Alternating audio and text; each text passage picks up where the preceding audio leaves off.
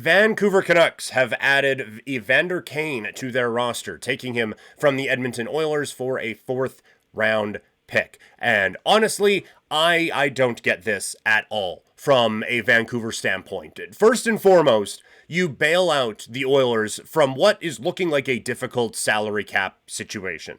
It is why I got so frustrated at the Sharks for helping out with the Cody Ceci thing last year and just take this giant problem off of our hands for nothing, really. You add drama to your room when you are just coming off of a season where drama was a big problem for your team, right? Like to make this move mere months after you go on just an absolutely season-altering slide, sending JT Miller out the door to try to get some kind of peace and calm, the next move generally shouldn't be Evander Kane coming into your room. So I don't get this from that perspective at all. Also, he had a better playoff than he did a season before, but I thought as the postseason went on, he was pretty quiet, and he is pretty up and down as a player. So I don't think he is worth the contract. I certainly don't think he is worth the headache, and I don't think he is worth this trade for the Vancouver Canucks. I don't see the upside here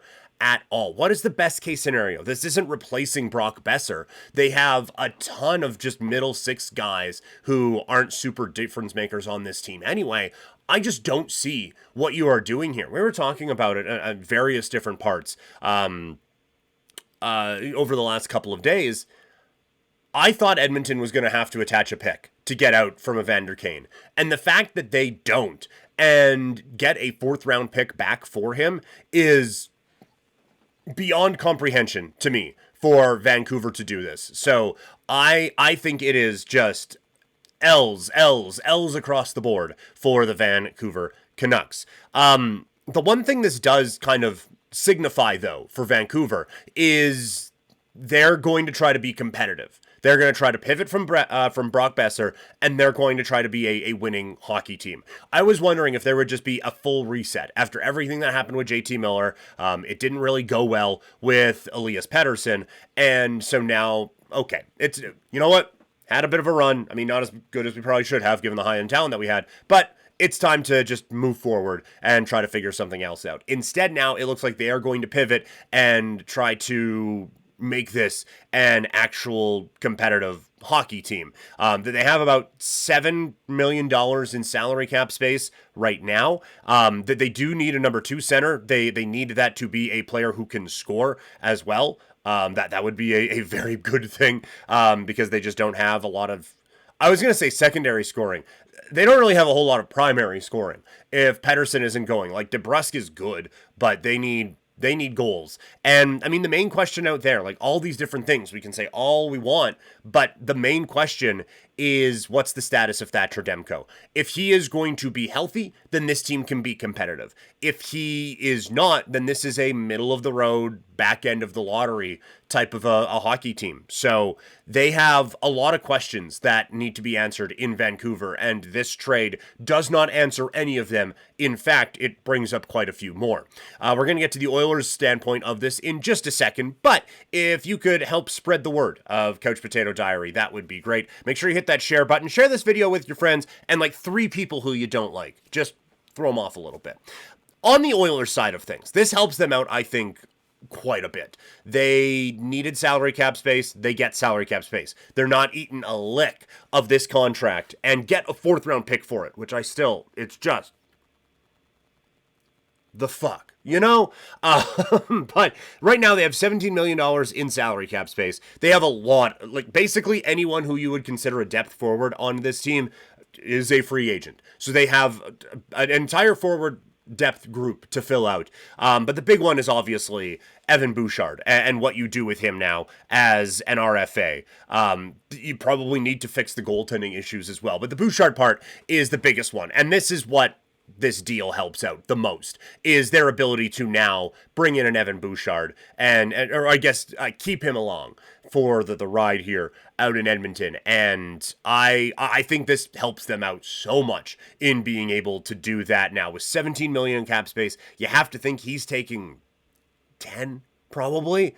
I don't think I would, but 10 would kind of be where I think that they would go. So I think that this still gives them a little bit of room to play with to lock up a few of those depth guys and be able to try to run it back as much as possible. So that this helps them out a lot. It is not mission accomplished out in Edmonton, but it is a big step in the right direction. Connor in the chat. Shilovs, Lankinen, and Demko. Waiver statistics dictates they basically only keep 2. What do you think they do? Demko to Oilers, was there maybe a futures component to the Kane trade? Like just a kind of a little bit down the road, like, hey, did Solid took this guy on. You might need to take Thatcher Demko for us at some point. That would be the type of like kind of home run swing the Oilers maybe need to try between the pipes, because the Skinner situation went so south and Pickard is still just a backup goalie. Demko, when he is healthy, is one of the best goalies in the league, and it is just about keeping him healthy. And so if Edmonton thinks they can, that would be an interesting spot for them. Lankinen did a good job of keeping them in it last season in Vancouver, but I don't know if that is the guy. And Shilov's coming off of what was a miraculous couple of games in the playoffs this last year, and now the Abbotsford Canucks go on a run to the Calder Cup, hoisting that one yesterday. I don't know if Lankinen and Shilovs is enough to keep this team competitive, but Demko, if it's just not going to work, it's not going to work. And if you're looking to trade one of them, even with the injury issues, he is still the one who can get you probably the most in any kind of a deal. So yeah, Connor, I wonder, as Connor messaged that in the YouTube chat, I do wonder, Connor, if there is some kind of a secondary Vancouver, Edmonton type of a move here, and just like let Edmonton get their cap situation figured out, see how much they have, how much space they have, and then see what kind of a move is then possible with that, with Demko being a unrestricted free agent at the end of this season. So that would be an interesting landing spot for him. It would be one heck of a roll of the dice for Edmonton, and if it paid off, that could be the thing that gets them to the Stanley Cup. So I think that is a very interesting note there for Vancouver, that yes, they do have a couple of issues that they need to figure out, but one of them is they need to figure out who their actual starting goalie is, because I don't know if you could pass any of those guys, or either Shilovs, or I guess it would be Shilovs at this point. I don't think you can pass them through waivers. So yeah, I do wonder what they do out there. I would think probably like he is the best of them, but that means you could get the best return, and maybe you can figure out a bit more of a scoring thing. Although if you're trading him to Edmonton, it's probably a bit more of a picks and prospects sort of a thing.